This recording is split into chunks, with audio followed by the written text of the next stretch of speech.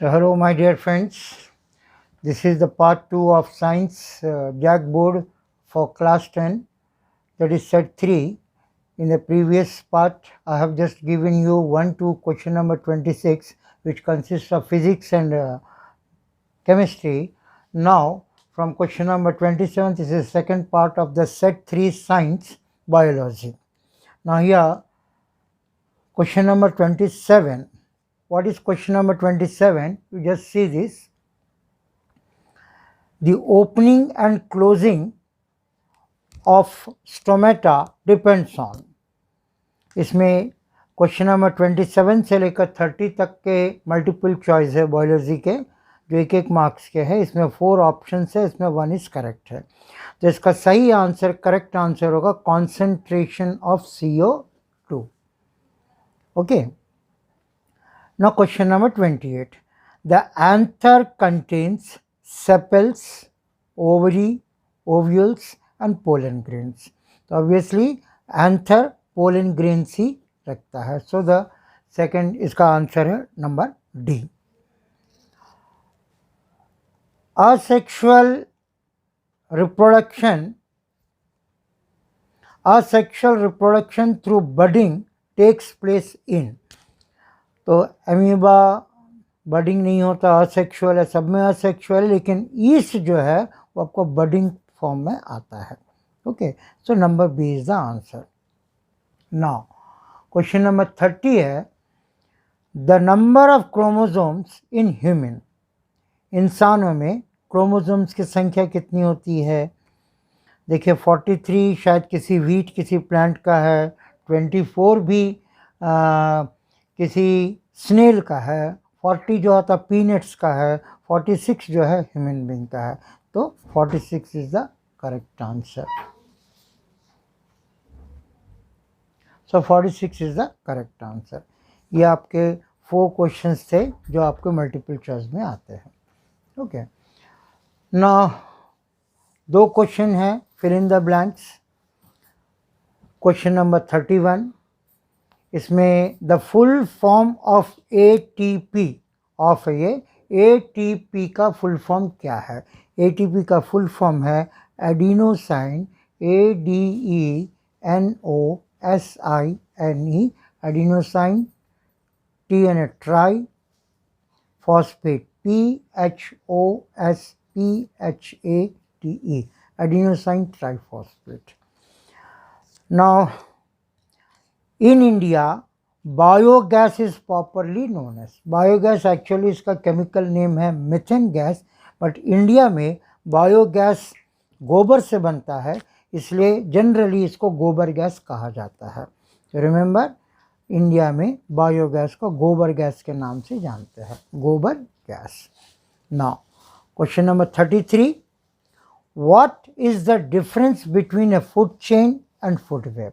Food chain और food web का differences क्या है? ये मैं आंसर दे रहा हूँ. इसको क्वेश्चन को पॉज करिए, पॉज करके इसका आंसर को आप लोग बता लीजिए.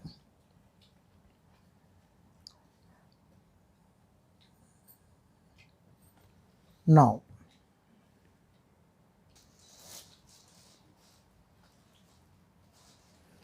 Question number 34. What is the liquid part of the blood called as? तो जो ब्लड का जो लिक्विड पार्ट है इसको क्या बोलते हैं? इसका आंसर मैं लिख ले रहा हूँ, कृपया इसको उतार लीजिए. The liquid part of blood is plasma. Plasma जो है आपका लिक्विड पार्ट है. और सेकेंड है, what is the function of platelets in the blood? तो ब्लड में प्लेटलेट्स का काम क्या है?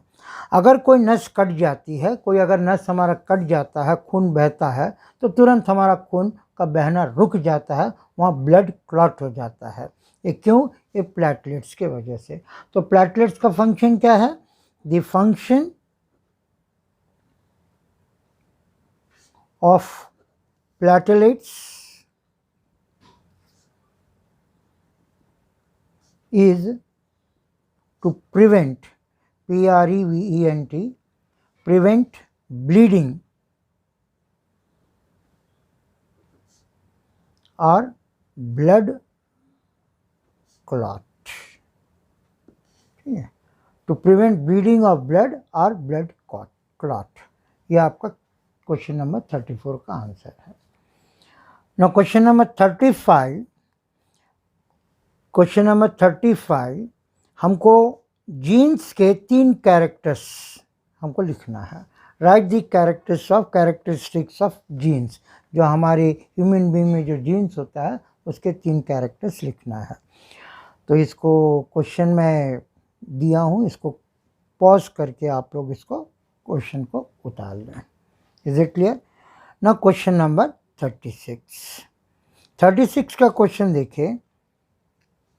In the states of Jharkhand and Bihar the child sex ratio is reducing fast, right the reason for. तो हमारे बिहार में बच्चों का जो रेशियो है, फीमेल का, गर्ल्स का, बॉयज़ का, बच्चों का, ये रेशियो बहुत रिड्यूस हो रहा है, ऐसे क्यों? तो ज़्यादातर बिहार में क्या होता है, मैं इसका आंसर यहाँ लिख दे रहा हूँ। हमारे question number 36, it is due to lack of attention given to teenage. यहाँ पे जवान बच्चों को हम लोग बहुत कम अटेंशन देते हैं, टीनेज गर्ल्स का खास करके। दूसरा, गर्ल्स डेथ बहुत जल्दी हो जाता है। वजह, क्योंकि ये झारखंड का एरिया पूरा माइंस एरिया है, यहाँ पे एग्रीकल्चरल कम और माइंस ज़्यादा होता है। उसी के वजह से माल न्यूट्रिशन का यहाँ पर बहुत, माल न्यूट्रिशन का मतलब खाने में सही प्रकार की पौष्टिकता, न्यूट्रिशन की कमी, माल न्यूट्रिशन ऑफ गर्ल्स। और तीसरा, इनकी माँओं को भी ठीक से नहीं मिलते। जब बच्चा जब जन्म लेती है तो उस वक्त भी माँ इतनी कमज़ोर हो जाती है तो उसमें इम्यूनिटी पावर नहीं रहता है, तो नेचुरली एंड डेथ्स ऑफ माताओं का जो बहुत जल्दी ये हो जाना, और सम इस mother, so are the some reasons area like Jharkhand where improper sources for decrease in the child ratios। ये सब आपके रीजन्स है, इसको आप लोग लिख सकते हैं, ठीक है। ना question number 37, what are trophic levels? Give an example of a food chain and state the different trophic levels। इसको भी आप पॉज करके उतार लीजिए। हाँ, नाउ नेक्स्ट, यहाँ एक पत्ता दिया हुआ देखिए, नहीं क्वेश्चन नंबर 38 है ना, तो 38 में देखिए एक पत्ता दिया है। इस पत्ते में पूछा जा रहा है what does the diagram show. ये डायग्राम क्या दर्शाता है, ये डायग्राम क्या दर्शाता है, इसको लिखना है। तो डायग्राम, इसे जो डायग्राम जो पार्ट है पत्ता को देखिएगा, उसके क्वेश्चन नंबर 1 है, ये डायग्राम क्या बताता है। ये डायग्राम हमको ये बताता है कि ये वेजिटेटिव रिप्रोडक्शन बाय लीफ हो रहा है। पहला आंसर क्या लिखोगे, वेजिटेटिव रिप्रोडक्शन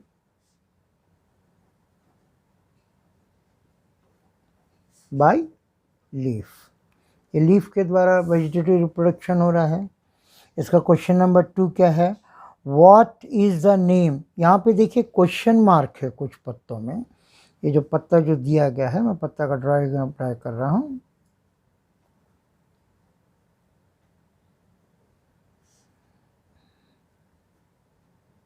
यहाँ क्वेश्चन मार्क, यहाँ क्वेश्चन मार्क, यहाँ क्वेश्चन मार्क है। ये क्वेश्चन मार्क्स क्या है, ये जो होते हैं क्वेश्चन मार्क में, यहाँ पर एक बर्ड्स होते हैं, यहाँ पे इस पोर्शन में, उसको कहते हैं एडवेंटिशियस बर्ड्स, ADVENTIOUS बर्ड्स, ठीक है। बर्ड्स मतलब कली। और इसका जो थर्ड क्वेश्चन है, to which plant may the leaf shown the diagram belongs to. ये जो पत्ता जो आप देख रहे हैं, ये पत्ता किस जाति से प्रजातित है। ये हमारे क्लास 9 में पढ़े थे, ब्रायोफाइलम। ब्रायोफाइलम के जाति से ये पत्ते होते हैं। ठीक है, ये आपका 3 क्वेश्चंस था इसमें। इसी का एक और क्वेश्चन है, how does vegetative propagation takes place in potato. आलू में वेजिटेटिव प्रोडक्शन कैसे होता है। आपको देखोगे ये जो आलू है, आलू के बीच बीच में कुछ कुछ इस तरह का होता रहता है। ठीक है, इसको बोलते हैं आई। यहीं से इसको अगर ठीक से ये करोगे, सो बोओगे तो यहाँ से अंकुर निकलना शुरू हो जाता है। तो इसको हम कहते हैं पोटैटो ट्यूबर्स। इसका आंसर आप लिख सकते हैं क्वेश्चन नंबर 38 का, ऑप्शनल क्वेश्चन है। 38 का ऑप्शनल क्वेश्चन है, 38 का क्वेश्चन है ये। How does vegetative propagation takes place in potatoes. तो आप इसको लिखिए कि potatoes tuber have nodes or eyes from which, इसको nodes भी कहते हैं, eyes भी कहते हैं, from which the new generation, the new growth begins.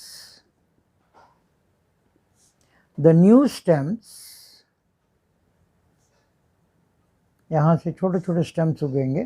The new stems growing from each eye are called sprouts. SPROUTS। जो छोटे छोटे अंकुर जो निकलते हरे रंग के, उसको स्प्राउट्स कहते हैं। विच, यही sprout which gives rise to the new plant. ये आपका क्वेश्चन नंबर ये है। और इसी का एक ऑप्शन क्वेश्चन था। ऑप्शन क्वेश्चन क्या था, ह्यूमन एक्सक्रीटरी सिस्टम का आपको डायग्राम बनाना है। ये देखिए मैं डायग्राम दे दिया हूँ, इसका आप लोग डायग्राम बनाइएगा। और लास्ट में आपका आता है क्वेश्चन नंबर 30। 30 में भी आपके 3 ऑप्शंस दिए हुए हैं। 39 सॉरी, क्वेश्चन नंबर 39 के भी 3 ऑप्शंस है। क्वेश्चन क्या है, what is ozone and how does it affect an ecosystem. ये ओजोन क्या है और ये किसी भी इकोसिस्टम का कैसे अफेक्ट करता है। इसको भी आप पॉज करके इसको उतार लीजिए। और इसका ऑप्शन एक और था, describe the different stages of nutrition in amoeba. Amoeba के ये 2 क्वेश्चन हैं। एक तो क्वेश्चन था व्हाट इज ओजोन, जो आप उसको उतार लिए थे, और दूसरा क्वेश्चन है, इसको हमको देना है, describe different stages of nutrition in amoeba. Amoeba के कैसे कैसे उसका न्यूट्रिशन स्टेजेस होते हैं। पता है हमको सबसे पहले न्यूट्रिशन के कुछ स्टेप्स होते हैं। ये अमीबा है, अमीबा फूड जो पकड़ती है वो किससे पकड़ती है, सूडोपोडिया से पकड़ती है।